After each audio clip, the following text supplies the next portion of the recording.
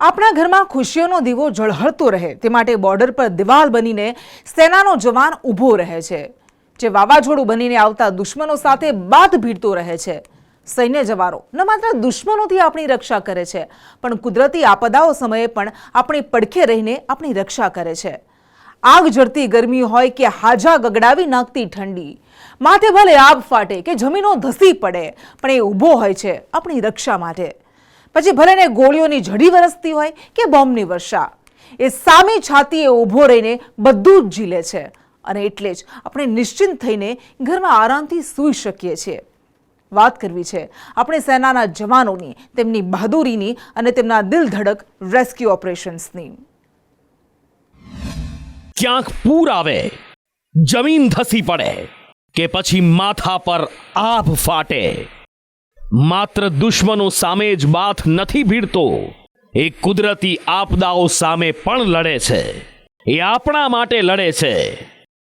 સલામ છે એ બુલંદ હોંસલાને, નમન છે એ વીર જવાનોને।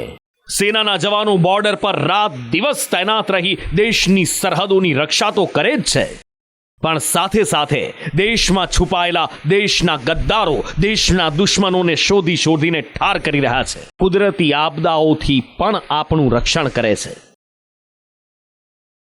ભારતીય સેનામાં એવી રચનાત્મકતા છે કે ગણતરીની મિનિટોમાં જ તૂટેલા પુલને બનાવી શકે છે।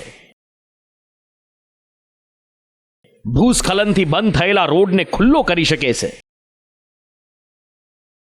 ભૂકંપ પીડિતોની વહારે આવી એમના જીવ બચાવી શકે છે। પૂરના ધસમસતા પ્રવાહ સામે બાથ ભીડી અનેક લોકોના જીવ બચાવી શકે છે। આવા અનેક દિલ ધડક રેસ્ક્યુ ઓપરેશન આપણી સેનાએ પાર પાડેલા છે। દેશના કોઈ પણ ખૂણે જ્યારે વાવાઝોડું આવે, પૂર કે ભૂકંપ જેવી કુદરતી આપદાઓ આવે, ત્યારે સંકટ મોચન બનીને લોકોને બચાવવા માટે એક જ નામ સામે આવતું હોય છે, ભારતીય સેના। હાલમાં આસામ, અરુણાચલ અને મણિપુરમાં પૂર આવ્યું, ઠેર ઠેર જળબંબાકાર થઈ ગયો, લોકો પૂરના પાણીમાં ફસાઈ ગયા, ત્યારે ભારતીય સેના એમની વહારે આવી હતી અને તેમના જીવ બચાવ્યા હતા। સેનાના જવાનો બાહુબળમાં જેટલા બળિયા છે, કળાકારીગરીમાં પણ એટલા જ નિપુણ છે। દેશના સરહદી વિસ્તારમાં ક્યાંય પણ રોડ તૂટે, પૂર આવે કે ભૂસ્ખલન થાય, રસ્તા બંધ થઈ જાય કે પછી નદી પરનો મહત્વનો પુલ તૂટી જાય, ત્યારે સેનાનું જ એક સંગઠન છે જે ગણતરીની મિનિટોમાં જ રોડ, રસ્તા કે પુલ બનાવી વાહન વ્યવહારને પૂર્વવત કરી દે છે। અને એ સંગઠન એટલે border road organisation, BRO।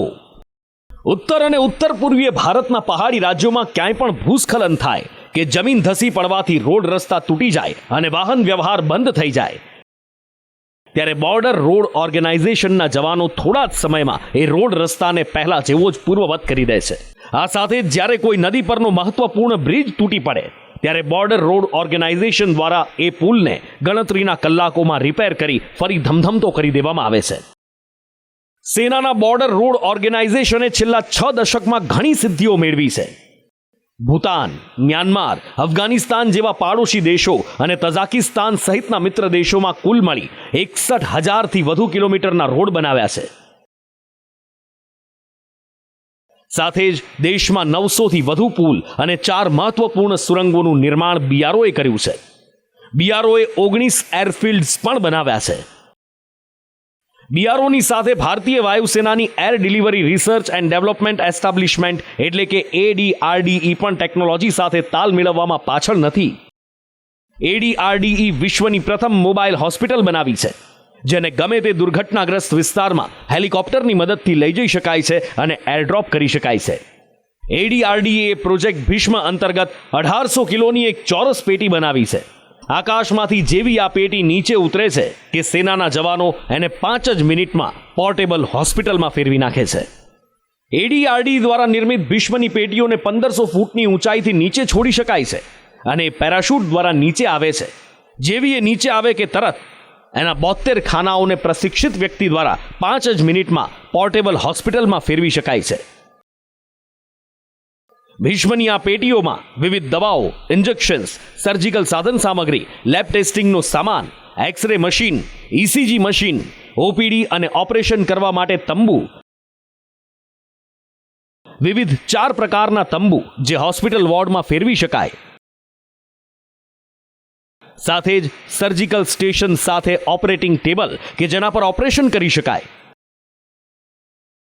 Petrol generator, solar panel સહિત મેડિકલના તમામ અત્યાધુનિક ઉપકરણો હોય છે. हर जगह यूज कर सकते हैं.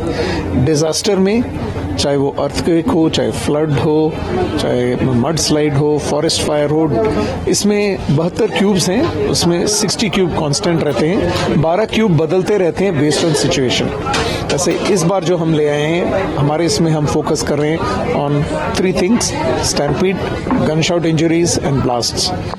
राम जी के नाम से हम लोग आए हैं. होपफुली जितना इधर पे जो चीजें हम देख रहे हैं, शायद कुछ भी ना हो तो बहुत अच्छा है, लेकिन फिर भी अगर कुछ हो जाए तो हम तैयार हैं.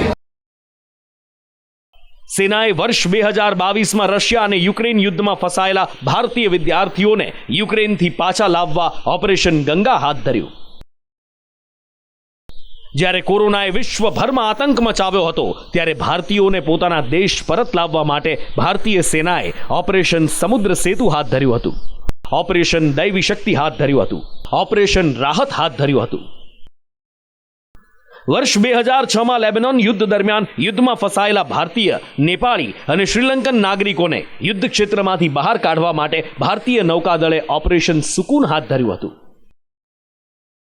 આ રીતે ભારતે પોતાના નાગરિકોની સાથે સાથે પાડોશી દેશોના નાગરિકોને પણ બચાવી પાડોશી ધર્મ નિભાવ્યો છે.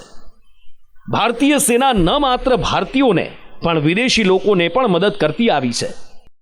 વર્ષ 2023માં જ્યારે તુર્કીમાં ભૂકંપ આવ્યો, તુર્કીની સાથે સિરિયા પણ તબાહ થઈ ગયું, ચારે તરફ મોતનો માતમ છવાયો હતો, ત્યારે ભારતીય સેનાએ તુર્કીના લોકોની મદદ માટે ઓપરેશન દોસ્તી હાથ ધર્યું હતું. આપણી સેના વિશ્વમાં સૌથી ગૌરવાન્વિત સેના છે, કારણ કે ફક્ત આપણા દેશમાં જ નહીં પણ વિશ્વમાં જ્યાં જ્યાં જરૂર પડે ત્યાં ત્યાં ભારતીયોની મદદે પહોંચે છે. ન માત્ર ભારતીયો પણ વસુધૈવ કુટુંબકમની ભાવનાને ઉજાગર કરી એ વિશ્વની મદદે પહોંચે છે. આપણી સેના જે જોશ સાથે આતંકીઓના મનસૂબાઓને ધ્વસ્ત કરે છે, એ જ જોશ સાથે આપણા પર આવતી દરેક મુસીબતોના છક્કા પણ છોડાવે છે. સ્પેશિયલ રિપોર્ટ, સંદેશ ન્યૂઝ.